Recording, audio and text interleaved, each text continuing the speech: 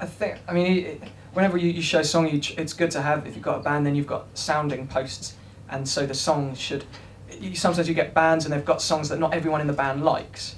And you always kind of wonder why that happens. If it's a good song, it should kind of win people over, and so for us, I mean, we employ no real technical pedigree, I guess. When we come to writing, we just try and write something, show it to the other two, and if it's got something interesting or something a little bit different or quirky somewhere, you hear a song, you can almost feel where the chord sequence is going and how you think the melody might pan out, and then it does something a little unexpected.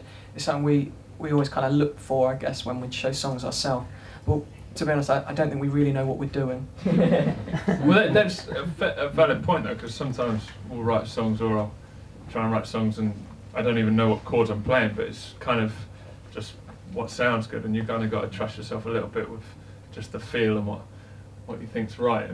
But it's just really, really good being in a band with other people who are also trying to attain the same sort of level. So I'll show a song and it might be a good melody, but the chords might not be so good, and we're all, I think that's maybe where we got to on the album is by pushing all the areas. So if we've got a decent melody, then it needs decent chords, and then a good groove, and then it needs to be played well and have the surprises. So it takes a hell of a lot to make up a decent song, I think. So. And even then, I mean, you release a couple, and what we've found, people still.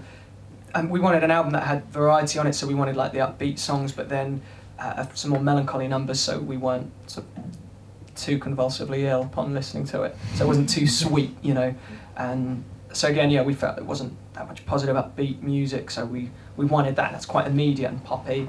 But then the slower numbers, unfortunately, when all the singles are the ones that can get on radio, going to be the poppy ones, then it means people don't always listen to the album, so they just assume that you are two-dimensional, and that's what you do. Oh, you're that band. People will always be keen to pigeonhole you. So it's good to kind of bear it in mind what kind of band you want to be, and I don't know. Yeah, and I mean, even now, because we're coming up to starting to write our second album, and I guess we could kind of look back, and this first album has done very well.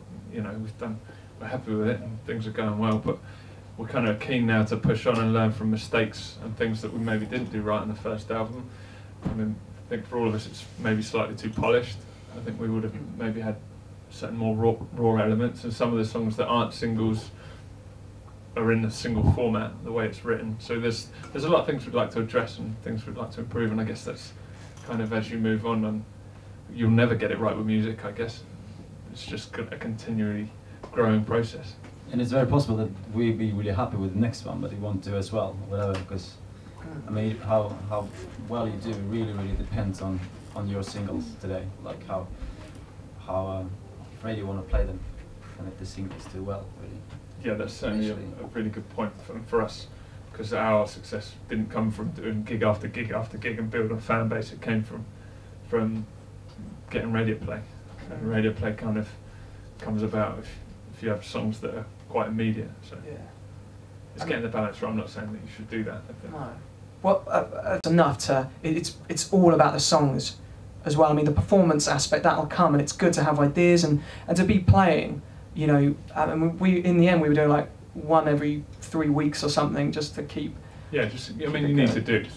Yeah. Keep enthusiasm. And this is what worked for us. It doesn't mean that there's lots of bands out there that build, like Elbow and Pulp. They all build a following through the years, but for us, it really helps. Just you've got to have the songs first. You've got to get it right in the bedroom, I think, before you can take it in the stage. That sounds really wrong. We used to do a lot of writing in the bedroom, is what I mean. More on that subject now. Yeah. Any more questions? That covered your question. Yeah.